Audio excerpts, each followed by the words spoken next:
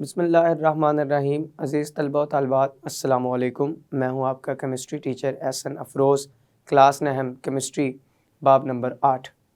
आज के लेक्चर में हम बाब 8 के आखिरी 6 मुख्तसर सवालात को हल करने की कोशिश करेंगे। तो आएँ चलते हैं क्लास बोर्ड की तरफ। सवाल नंबर 13 है, अल्कली मेटल्स की डेंसिटीज़ में तब्दीली का रुझान क्या है?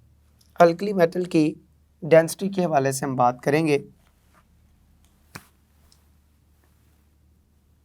सवाल नंबर 13, डेंसिटीज। सबसे पहले हमें डेंसिटी की तारीफ आनी चाहिए, फिर उससे हम आगे इस नज़रिए को पढ़ाएंगे। डेंसिटी असल में मास और वॉल्यूम की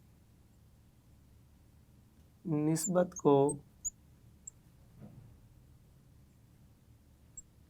डेंसिटी कहते हैं।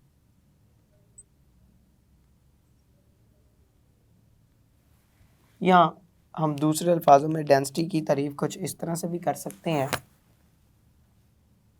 कि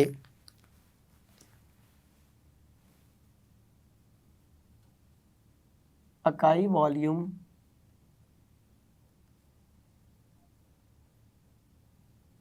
के मास को डेंसिटी कहते हैं। अगर हमारे पास इकाई वॉल्यूम है तो वो जितना मास रखता होगा वो निस्बत उसकी डेंसिटी कहलाएगी। मिसाल के तौर पर अगर मैं मसावात लिखूं डेंसिटी की, तो मास और वॉल्यूम की जो निस्बत है ये डेंसिटी कहलाती है। अगर हम इस मसावात को गौर से देखें तो हम ये कह सकते हैं कि डेंसिटी और मास ये आपस में डायरेक्ट रिलेशन रखती हैं, जबकि डेंसिटी और वॉल्यूम ये आपस में इन्वर्स रिलेशन रखती हैं। इस एक मसावात की मदद से हम ये दो रिलेशन बना सकते हैं और इन रिलेशन की मदद से हम डेंसिटी का मज़ीद ताल्लुक़ मास और वॉल्यूम के साथ समझ सकते हैं और डेंसिटी में आने वाली तब्दीली को भी मास और वॉल्यूम की मदद से समझ सकते हैं।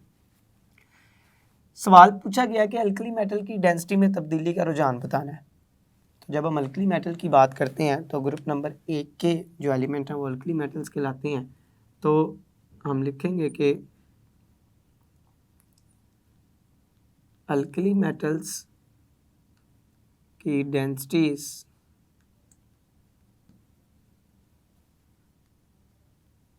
ऊपर से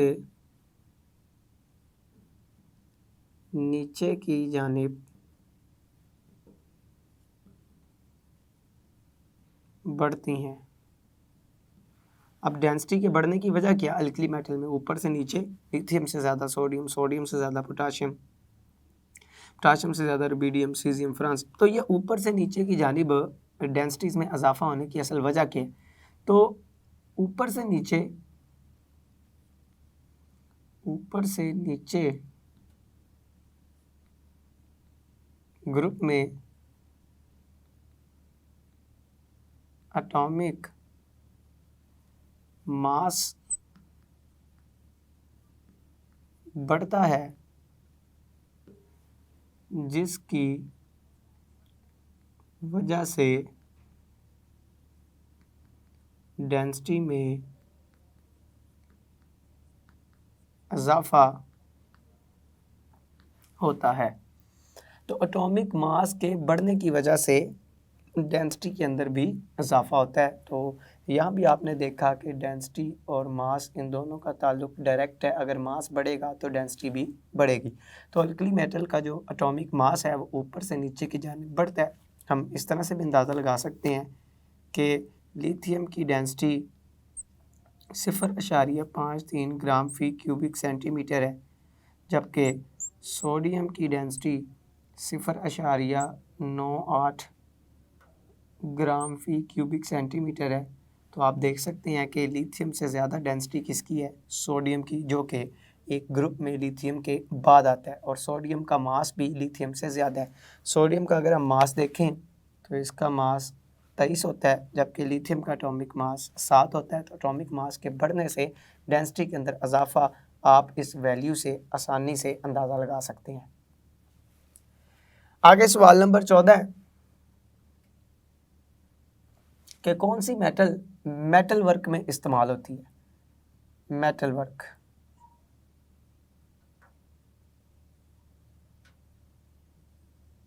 मेटल वर्क से क्या मुराद है? मेटल वर्क का मतलब हमें कम से कम इसका मतलब पता होना चाहिए।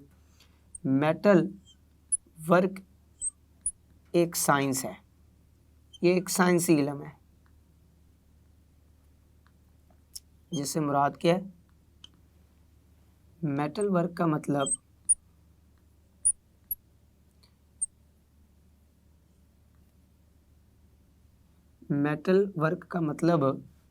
अजसाम को, मुख्तलिफ अजसाम को आर्ट और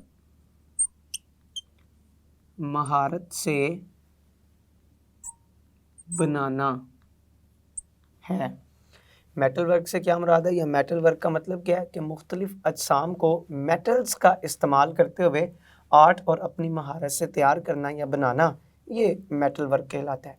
असल में हम डेकोरेशन के लिए या आराइशी चीज़ों को बनाने के लिए, मुख्तलिफ मकासद के लिए हम मेटल्स का इस्तेमाल करते हैं, और आर्ट के शोबे में अपनी महारतों को बरोए कार लाते हुए हम मुख्तलिफ किस्म की अशिया की तैयारी में इन मेटल्स का इस्तेमाल करते हैं। तो मेटल वर्क असल में डेकोरेशन के मकासद में या खूबसूरती बढ़ाने के लिए बनाई गई चीज़ों में को बनाने के लिए मेटल्स का इस्तेमाल जो है वो मेटल वर्क कहलाता है।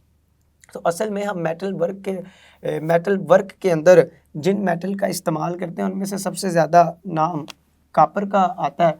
तो हम मेटल वर्क के तौर पर या मेटल वर्क में कॉपर मेटल का इस्तेमाल करते हैं। कॉपर मेटल का इस्तेमाल क्यों किया जाता है? क्योंकि कॉपर मेटल के साथ काम करना ज़्यादा आसान होता है, इस वजह से हम कॉपर मेटल का बड़े पैमाने पर मेटल वर्क के अंदर इस्तेमाल करते हैं। लेकिन कॉपर मेटल से हटकर कॉपर के अलावा हम सिल्वर,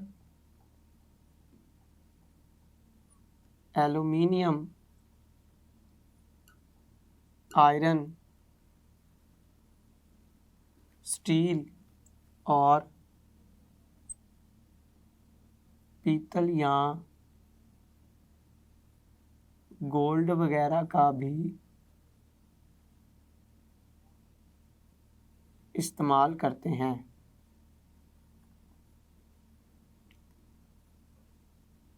तो ये वो मुख्तलिफ मेटल्स हैं जिनको मेटल वर्क के लिए इस्तेमाल किया जाता है। ज़्यादातर इस्तेमाल हम कॉपर मेटल का करते हैं, क्योंकि हमने कहा कि इसके साथ काम करना ज़्यादा आसान है, कि एक एक्टिव मेटल है बाकियों की निस्बत, लिहाजा हम कॉपर मेटल का ज़्यादा इस्तेमाल करते हैं आराइशी चीज़ें बनाने के लिए, डेकोरेटिव चीज़ें, डेकोरेशन जैसी चीज़ें बनाने के लिए। उसके बाद सवाल नंबर 15 है, सोडियम की निस्बत मैग्नीशियम क्यों ज़्यादा सख्त है? सवाल नंबर 15 में हमने वजह बतानी है कि सोडियम की निस्बत मैग्नीशियम क्यों ज़्यादा सख्त है। असल में मैग्नीशियम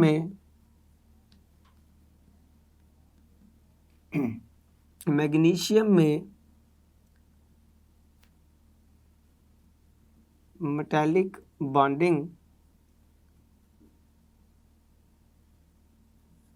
सोडियम की निस्बत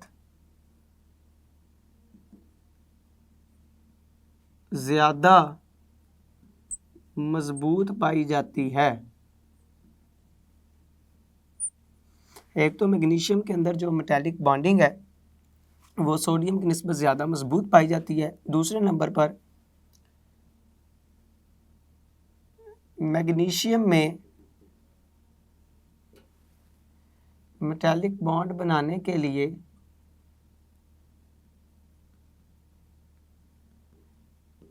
दो वैलेंस इलेक्ट्रॉन्स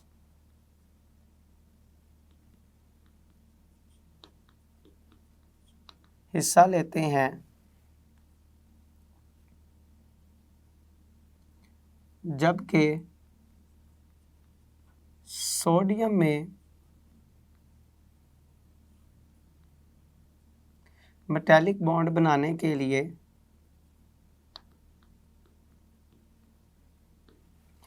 एक वैलेंस इलेक्ट्रॉन हिस्सा लेता है, एक वैलेंस इलेक्ट्रॉन हिस्सा लेता है, इसलिए मैग्नीशियम सोडियम से ज़्यादा सख्त मेटल है। हमने दो वजूहात बताई हैं इस सख्त होने की। एक तो हमने ये कहा कि मैग्नीशियम के अंदर जो बॉन्डिंग है ये सोडियम की निस्बत ज़्यादा मजबूत पाई जाती है। दूसरे नंबर पर हमने कहा कि मैग्नीशियम में दो वैलेंस इलेक्ट्रॉन हिस्सा लेते हैं, जबकि सोडियम में मेटालिक बॉन्ड बनाने के लिए सिर्फ एक इलेक्ट्रॉन हिस्सा लेता है, जिसकी वजह से हम कह सकते हैं कि मैग्नीशियम सोडियम की निस्बत ज़्यादा सख्त मेटल है। आगे चलते हैं, सवाल नंबर 16। मैग्नीशियम की निस्बत कैल्शियम क्यों ज़्यादा इलेक्ट्रोपॉजिटिव है? तो हमने ये वजह बतानी है कि कैल्शियम की इलेक्ट्रोपॉजिटिविटी मैग्नीशियम से ज़्यादा क्यों होती है। इसके लिए हमें पता होना चाहिए कि इलेक्ट्रोपॉजिटिविटी का इन्हिसार किस बात के ऊपर है। तो इलेक्ट्रोपॉजिटिविटी असल में इलेक्ट्रोपॉजिटिविटी का इन्हिसार किसी भी एटम के इलेक्ट्रॉन खारिज करने के रुझान पर होता है। जो एटम जितनी ज़्यादा आसानी से इलेक्ट्रॉन खारिज कर देता है वो उतना ही ज़्यादा इलेक्ट्रोपॉजिटिव कहलाता है। और कौन सा एटम आसानी से इलेक्ट्रॉन खारिज कर सकता है, इस बात का इन्हिसार एटम की आयनाइजेशन एनर्जी के ऊपर है, और आयनाइजेशन का इन्हिसार एटॉमिक साइज और न्यूक्लियर चार्ज के ऊपर होता है। जिन एटम का एटॉमिक साइज ज़्यादा होता है उनका न्यूक्लियर चार्ज कम होता है, उनकी आयनाइजेशन एनर्जी कम होती है, उनका इलेक्ट्रॉन खारिज करने का रुझान ज़्यादा होता है, लिहाजा उनकी इलेक्ट्रोपॉजिटिविटी भी ज़्यादा होती है। ये सारी बातें हम पिछले सवालों के अंदर बड़ी तफसील के साथ पहले भी पढ़ कर आए हुए हैं। तो इलेक्ट्रोपॉजिटिविटी का इन्हिसार असल में किस बात के ऊपर है? इलेक्ट्रॉन के खारिज करने पर। तो हम लिखेंगे कि इलेक्ट्रो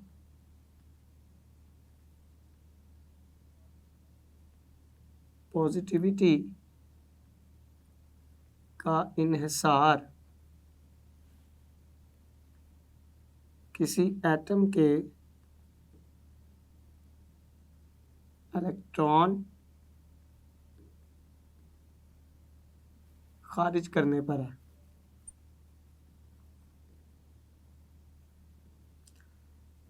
और इलेक्ट्रॉन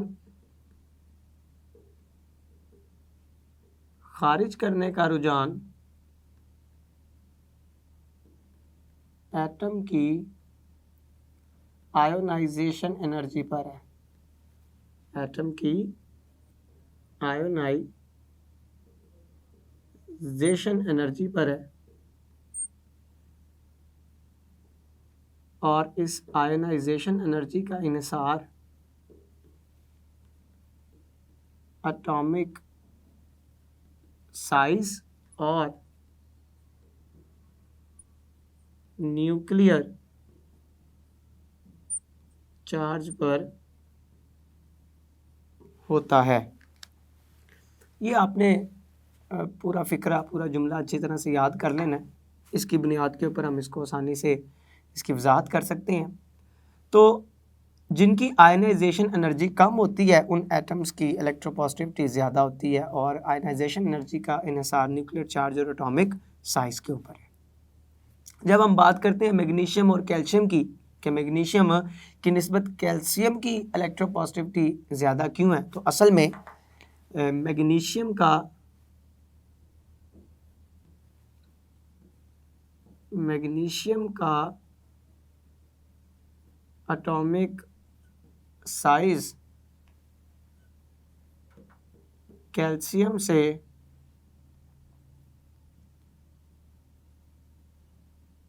कम होता है, जिसकी वजह से कैल्शियम की आयोनाइजेशन एनर्जी मैग्नीशियम की निस्बत कम होती है। मैग्नीशियम की निस्बत कम होती है और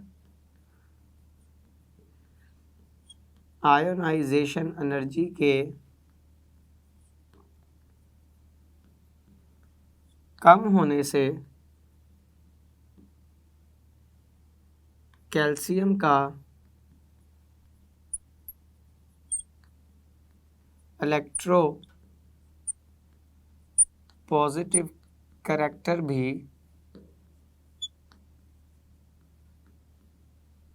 कम होता है।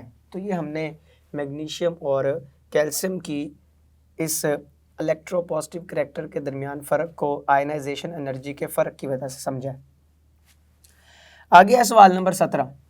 सवाल नंबर 17 में कहता है कि मैग्नीशियम की निस्बत सोडियम की आयनाइजेशन एनर्जी कम क्यों होती है। तो हमने वजह बतानी है कि मैग्नीशियम की निस्बत सोडियम की आयनाइजेशन एनर्जी कम क्यों होती है।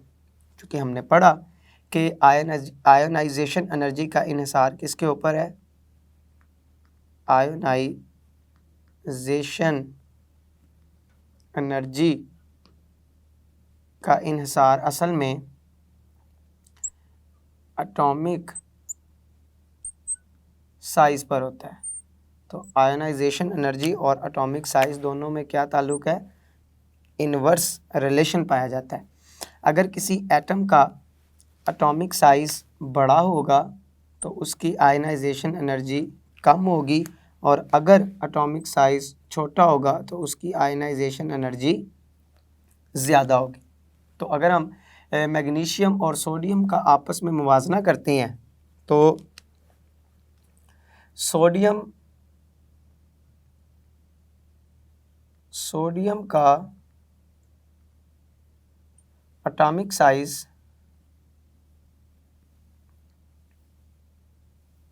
मैग्नीशियम की निस्बत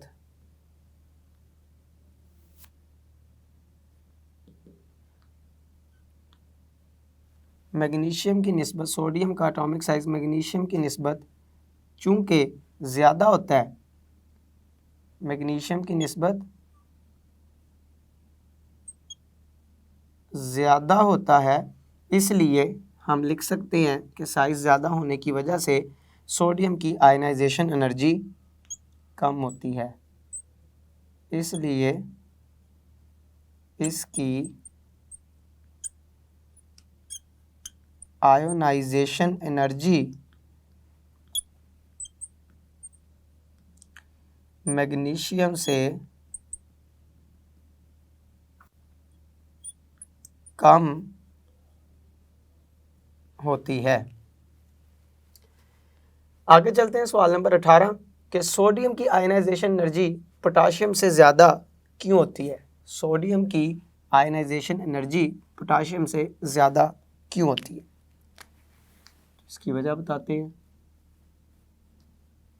अब चूँकि इस सवाल के अंदर भी हमने आयनाइजेशन के फ़र्क को ही वाज़ह करना है, लेकिन सोडियम और पोटाशियम के दरमियान में, तो मैं दोबारा इस ताल्लुक़ को लिखूँगा। मैं जानता हूँ कि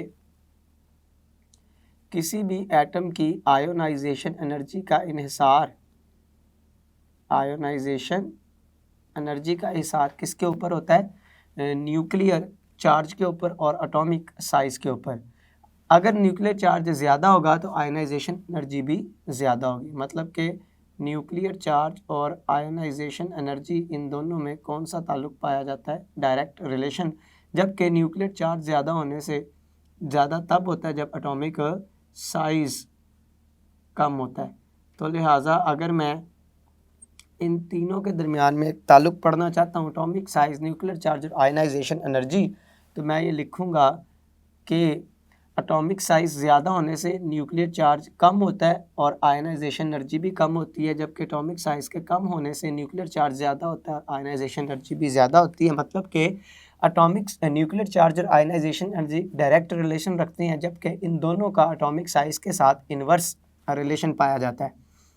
इस पूरे रिलेशन को मैं मद्देनज़र रखते हुए पोटाशियम और सोडियम की आयनाइजेशन एनर्जी का मुवाजना करता हूँ। उसने कहा कि सोडियम की आयनाइजेशन एनर्जी पोटाशियम से ज़्यादा क्यों होती है। असल में सोडियम पोटाशियम दोनों पहले ग्रुप के एलिमेंट है। सोडियम पहले आता है, पोटाशियम नीचे आता है। सोडियम तीसरे पीरियड से ताल्लुक़ रखता है, पोटाशियम चौथे पीरियड से ताल्लुक़ रखता है। लिहाजा पोटाशियम का साइज़ सोडियम से ज़्यादा है, या हम ये कह सकते हैं कि सोडियम का साइज़, एटॉमिक साइज़ पोटाशियम की निस्बत क्या होता है, कम। तो चूँकि सोडियम का एटॉमिक साइज़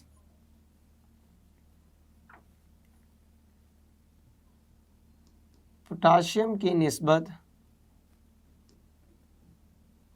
कम होता है, लिहाजा न्यूक्लियर चार्ज भी ज़्यादा होगा और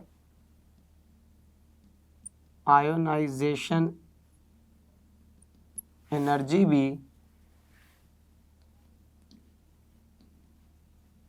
सोडियम की पोटाशियम से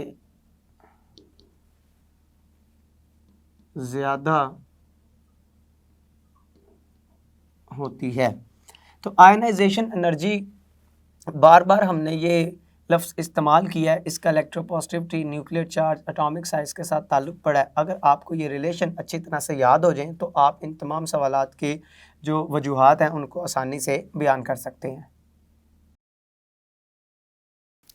अज़ीज़ तलबा व तालिबात, आज के लेक्चर में आपने बड़ी तफसील के साथ बाब 8 के आखिरी 6 मुख्तसर सवालात को हल करना सीखा है, समझा है। मैं उम्मीद करता हूँ आज का लेक्चर आपने बखूबी सुना होगा, आपको समझ आया होगा, आप इसको अच्छी तरह से तैयार करेंगे और घर में इनकी प्रैक्टिस भी करेंगे। अल्लाह ताला आपका हामी व नासिर है। अस्सलामु अलैकुम।